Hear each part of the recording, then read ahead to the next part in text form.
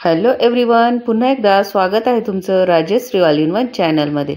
आज आपण आपल्या या रेसिपीमध्ये बनवणार आहोत अगदी स्वादिष्ट, हेल्दी आणि रसरशीत असा बीट आणि गाजरपासून तयार होणारा हलवा।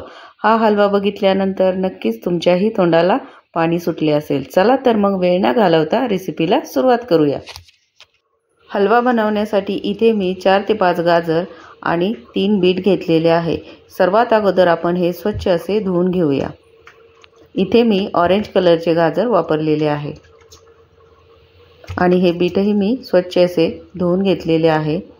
आता आपण हे सोलून घेऊया।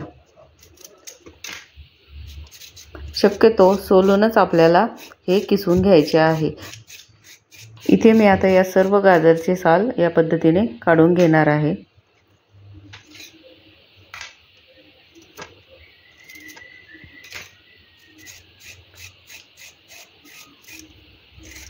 आणि त्याच प्रकारे आपण बीटही सोलून घेणार आहोत।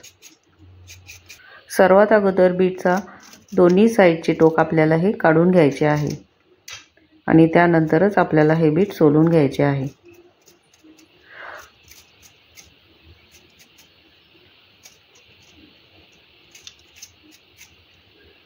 गाजरचे आपल्या या हलव्याला या बीटमुळेच छान असा कलर येणार आहे। गाजर जरी ऑरेंज कलरचे असले तरी आपला हलवा हा छान असा रेड कलरचा तयार होणार आहे। इथे आता सर्व मी हे बीट सोलून घेणार आहे। आता यानंतर आपण हे किसून घेऊया। शक्यतो मीडियम साईजचीच किसणी आपल्याला इथे वापरायची आहे। खूप जाड जर किसणीने तुम्ही हे किसून घेतले तर हा हलवा शिजण्यासाठी खूप वेळ लागतो आणि तो चवीलाही छान लागत नाही। त्यामुळे जेवढे बारीक तुम्हाला हे किसून घेता येईल तेवढे बारीक किसणीने तुम्हाला हे किसून घ्यायचे आहे। हे बघा किती सुंदर कलर या गाजरचा इथे दिसत आहे। अगदी बारीक हे मी किसून घेतलेले आहे। आता याच प्रकारे आपण बीटही किसून घेऊया।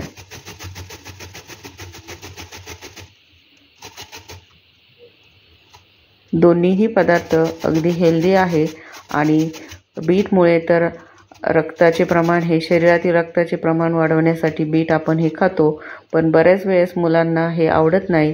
त्यामुळे अशा प्रकारे तुम्ही त्यांना हलवा बनवून दिला तर ते आवडीने खातील। आता आपले हे बीट आणि गाजर छान असे किसून झालेले आहे। यांचा कलर तुम्ही बघू शकता किती सुंदर दिसत आहे।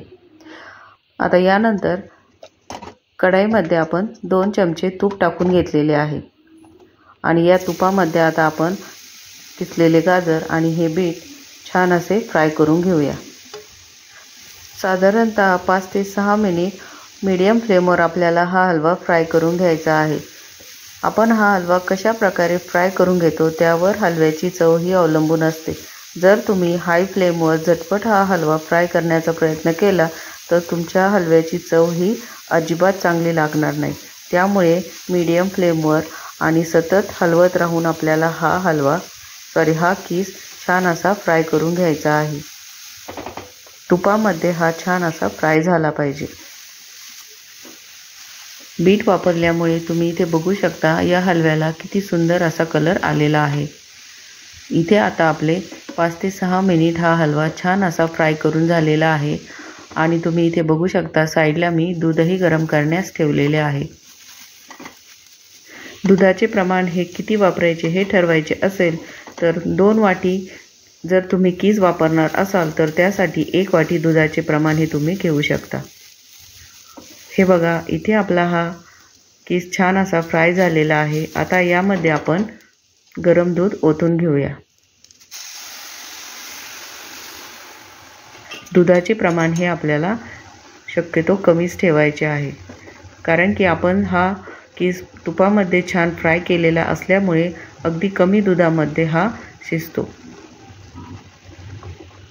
खूप जर तुम्ही दूध वापरले तर ते दूध आटण्यासाठी खूप वेळ लागतो आणि आपला हलवाही खूप चिकट तयार होतो। यानंतर झाकण ठेवून आपण हा कीस दूध आटेपर्यंत शिजवून घेऊया। हे बघा यातील सर्व दूध हे आटलेले आहे आणि आपला हा कीसही छान असा शिजलेला आहे।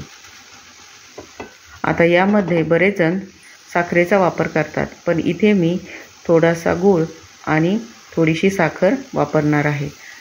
गूळ आणि साखरेचे प्रमाण हे तुम्ही तुमच्या चवीनुसार घ्या। तुम्हाला जर खूप गोड आवडत असेल तर तुम्ही गुळाचे आणि साखरेचे प्रमाण हे वाढवू शकता। तुम्ही हा हलवा फक्त गुळाचाही तयार करू शकता, तोही चवीला खूप छान लागतो। गूळ आणि साखर टाकल्यामुळे या हलव्याला पाणी सुटलेले आहे। आता आपण हे हाय फ्लेमवरच आटवून घेणार आहोत। यामध्ये आता मी थोडेसे ड्रायफ्रूट्स, विलायची पावडर आणि 1 चमचा तूप टाकून घेतलेले आहे।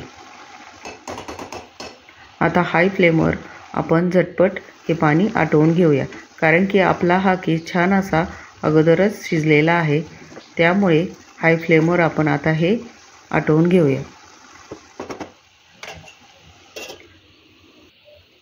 झाकण ठेवून 2 ते 3 मिनिट आपण हे आटवून घेतलेले आहे। हे बघा, खूप सुंदर असा सुगंध या हलव्याचा येत आहे।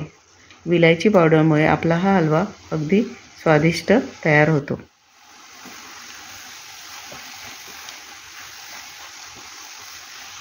इथे आता आपला हेल्दी, गरमागरम, रसरशीत, स्वादिष्ट असा हलवा तयार झालेला आहे। आता आपण तो एका प्लेटमध्ये काढून घेऊया। बघितल्यानंतर खाण्याची इच्छा होत आहे की नाही? अगदी गरमागरम, रसरशीत आणि चवीला अगदी स्वादिष्ट असा आपला हा गाजर बीटचा हलवा तयार झालेला आहे। आणि याचा रंगही तुम्ही बघू शकता, किती सुंदर असा रंग या हलव्याला आलेला आहे। चला तर मग तुम्हीही अशा प्रकारे हलवा बनवून बघा आणि तो कसा बनला हे मला कमेंट बॉक्समध्ये नक्की कळवा। तुम्हाला जर माझी ही रेसिपी आवडली असेल तर व्हिडिओला लाईक, शेअर करायला अजिबात विसरू नका। आणि हो, तुम्ही जर या चॅनलवर नवीन असाल आणि अजूनपर्यंत तुम्ही माझ्या चॅनलला सबस्क्राईब केले नसेल तर सबस्क्राईब करायला विसरू नका। माझा हा व्हिडिओ तुम्ही सर्वांनी अगदी शेवटपर्यंत बघितल्याबद्दल तुम्हा सर्वांचे मनापासून धन्यवाद। पुन्हा भेटूया अशाच एका स्वादिष्ट, रसरशीत, खमंग रेसिपीमध्ये। तोपर्यंत मस्त खा आणि हेल्दी रहा।